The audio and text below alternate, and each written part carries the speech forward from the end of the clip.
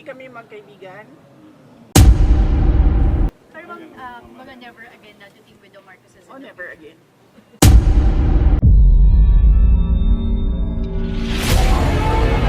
You mentioned about another political attack po ito ng Kamara po sa inyo at sa inyong opisina. Yes, nabanggit ko kanina sa statement ko no na kapareho lang ito nung nangyari noong nakaraang taon. Nung nakaraang taon nagdrama ay confidential funds. Ngayon naman ngayong taon naman ito na namang sa Committee on Good Governance. Ma'am, you did not take an oath po during your intro kanina. Yes, rightly so. Kasi nagpadala sila ng rules at pinag-aralan ko yung rules nila. Nakalagay doon sa rules nila na witnesses lang yung mag-o-oath. Paulit-ulit na sinabi kanina na resource person ako. So sabi ko, bakit naman ako mag-o-oath na resource person ang sinabi sa akin. Malaki po ang pinagkaiba ng witness saka resource person. Ma'am, may nabanggit pa yung impeachment, ma'am. Sabi niya ma'am, prelude na to sa Oh, impeachment. yeah. Very obvious. Very obvious yung kanilang ginagawa na nagpa-practice sila o nung gagawin nila para sa impeachment. Efforts will prosper po. Hindi ko masabi yan. Hindi ko masabi yan na kung mag-prosper or hindi. Pag nandyan na, sasagutin natin, then iwan na natin sa Congress. Pero hindi po ba kayo sa mga binanggit sa privilege speech, yung gagawin nilang basihan for the, sabi ninyo ay impeachment possible, ano po yung magiging tugon po ninyo doon sa mga nabanggit kanina? Antayin natin yung articles of impeachment. Doon tayo magbabase kung ano yung isasagot natin dahil hindi naman natin alam kung ano talaga yung final na isasulat nila. Nagte-testing sila ngayon kung ano yung gagawin nila. But how do you say, ma'am, na testing po ito for impeachment? Oo. Paano niyo po nasabi? Kasi nagsabi na siya kanina, diba? Determination of malfeasance, non-feasance, misfeasance. So, ibig sabihin, merong ginawang mali. And you say, and that for you?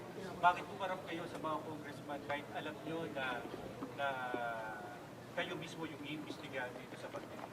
Opo, nakatanggap ako ng invitation mula sa kanila para sa pagdinig ngayong umaga na ito. At marami sa mga opisyal ng Office of the Vice President nakatanggap din ng invitation. And lahat sila, ako yung pinadala nila na authorized representative nila. Kaya nandito ako. Bakit hindi kayo nagdalawang isip na hindi lumalaw? Kasi no second budget committee hearing, hindi po kayo Para matapos na kaagad, para masabi ko na kung ano yung posisyon ko at ma-lodge na kaagad dyan na nag-attend ang Office of the Vice President. Ma'am, sakaling ipatawag ulit with the kayo. 700 million na budget for 2025 na pre-propose ng House.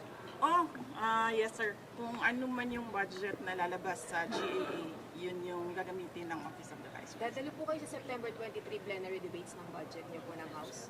Hindi pa namin nagpag-usapan sa opisina kung ano yung gagawin para sa plenary debates, but we will let you know kung nandoon kami. Mag-coordinate po ba kayo kay Kong Adio? The budget sponsor? Sumulat siya sa aming opisina at sinagot ko siya, sabi ko nagsabit na kami lahat ng documents na kinakailangan nila at iniiwan na namin to the pleasure of Congressman Martin Romualdez ang budget. Ma'am, nung opening po nung plenary debate, sinabi po ni Martin Romualdez, ni Speaker po, na hindi daw ito tolerate ng House ang hypocrisy and Huwag daw magturo ng kamay wag daw magturo ng kamay, ng mga daliri, kamay. Misuse of funds. Yan yung ginagawa nila ngayon di ba? Nagtuturo sila ng daliri nila, ilang daliri yung nandyan sa loob ngayon na ginawa ko daw. Ma'am, kung hindi kayo patatakbo ng 2028, tatakbo kayo ng 2035? Sandali sir, ang layo ng 2034. 25. 20, ito, hindi ako tatakbo sa 2025 elections. Magpapahinga ako for midterm elections. Ma'am, ang nasabi pala ni Speaker is yung hindi daw niya ito tolerate ang hypocrisy and evasion. Ano pong reaction niyo doon? Pero wala naman po siyang pinangalanan. Malamang ako yon dahil tinatanong ninyo ako ngayon about sa kanyang speech at sinasabi ko kung ano yung ginagawa nila ngayon dyan sa loob, yan yung inilarawan niya sa kanyang speech. Ma'am, you requested the committee to terminate this lang, minsan hearing. lang. Oo nga, oo. Ma'am, you requested... Thank you, Wala ma'am. naman na tayo, lunch break na. Thank you, ma'am, for accommodating us. Ma'am, you requested the committee to terminate na po itong hearing. Why? Oo, kasi yun yung posisyon ko. Nagpa-practice sila kung ano yung kakagat sa impeachment. Kahit anong gawin nila, wala talaga kaming ginawang mali sa Office of the Vice President. Yan ang rason kung bakit ayaw pumunta ng mga tiga-Office of the Vice President. At sinabi nilang ako na lang yung ipapadala nila. Ma'am, sa next hearing, Notice of disallowance. Sagot niyo na po ng OVP yung notice of disallowance. May 6 months kami. When do you plan namin to submit po? I think January ata yung... I do not have the timelines right now, sorry. ma'am, sa next hearing nitong good government, attend pa ba kayo or enough na yung kanina? Magdedepende yan sa kung anong gagawin nila sa loob ng committee. Ma'am, yung ibang congressman nagsasabi po na wala naman daw po silang usap-usapan about impeachment. Sa inyo lang daw po nanggagaling yun pong impeachment na allegations. Naku, sino tiga-inquirer dito? Why, ma'am? Wala dito?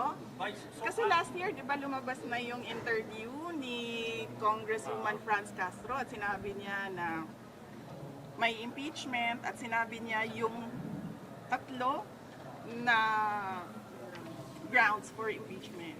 Last year pa yun, ma'am. Ma'am, I'm from Inquirer, pero clarify din po ni Congresswoman Franz na hindi raw involved yung leadership.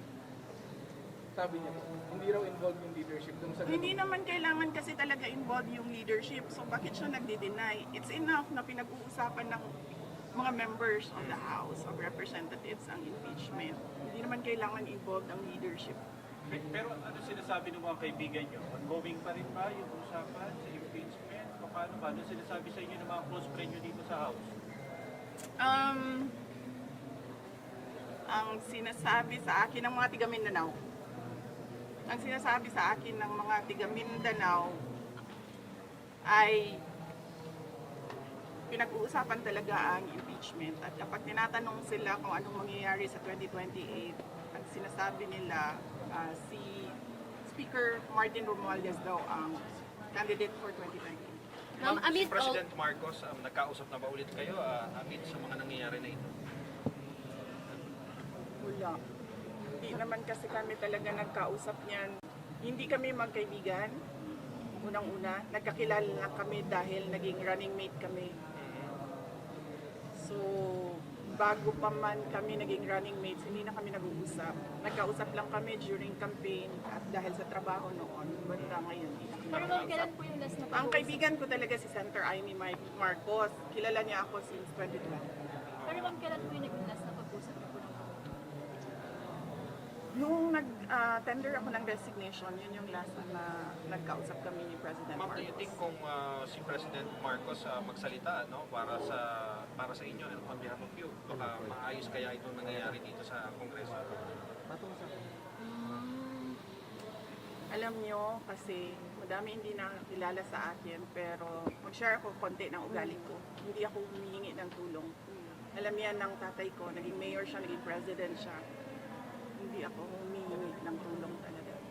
Kaya nga kanina kung nakita ninyo, kung nakita ninyo, lumapit ako kay Congresswoman Gloria Arroyo. Sinabihan ko siya, ma'am, huwag ka na magpa-stress. Dahil dito sa ginagawa nila sa akin, kaya ko ito. Don't stress yourself about it. Yan din ang sinabi ko kay Congressman Marcoleta. Ma'am, sa gitna po ng lahat ng ito, how are you po? How do you feel about what's happening right now? And you mentioning even about the impeachment complaint or possible. Iniisip ko lang na kapartihan ng journey ko as a government official, yung lahat ng nangyayari ngayon. Ma'am, sa tingin niyo po may hand si PBBM sa nangyayari ngayon dito sa Congress?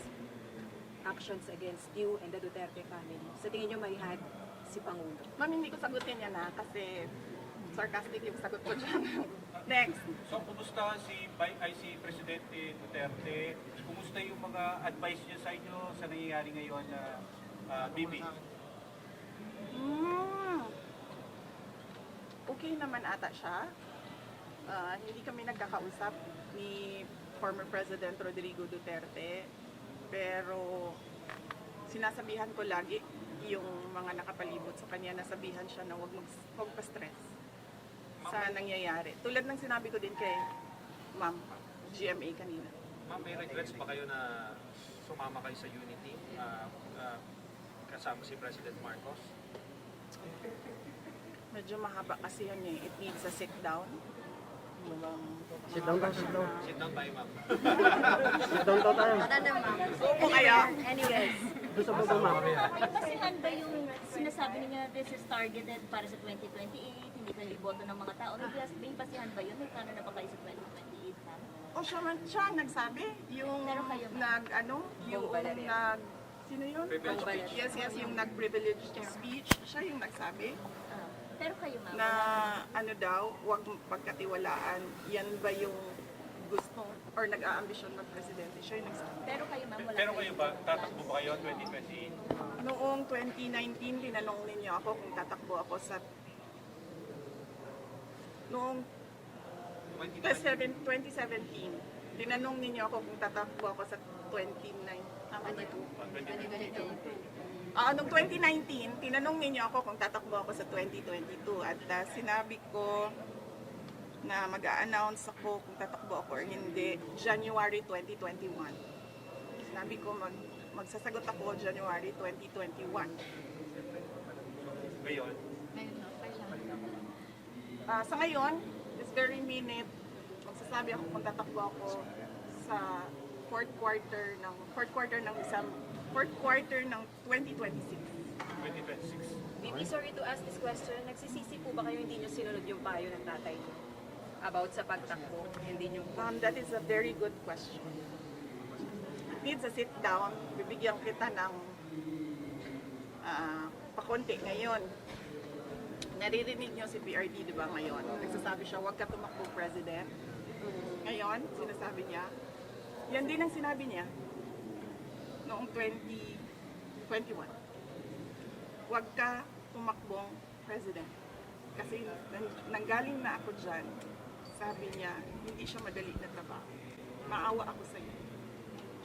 He never said na run for president. Pero ma'am, never again na po kayo to team with the Marcos. may sasabihin pa si Ma'am, sorry. Oh, yes, I am.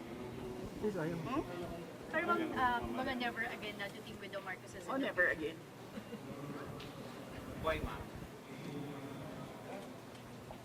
Sit down tayo. Sige, ma'am. Kailan niyo gusto, ma'am? Sa baba, ma'am. Ma'am, last question na lang. You kind of turned emotional when we asked you kamusta ka na kanina and you not asking for help to anyone, even kay CGMA, kay Kung Ma'am. makikita niyo, di ba, kahit asawa ko, wala siya dito. Hindi ako tao na humihingi ng tulong. Sinabihan ko lang yung asawa ko kanina, sabi ko, maganda ka lang. Kasi sabi niya magluto ako, sabi ko, okay, sige, magluto ka lang for dinner. Sit down natin, ma'am. Kailan, Ma'am? Sit down. Ma'am, kailan niyo sit down? Sharean na lang kita. Joke lang.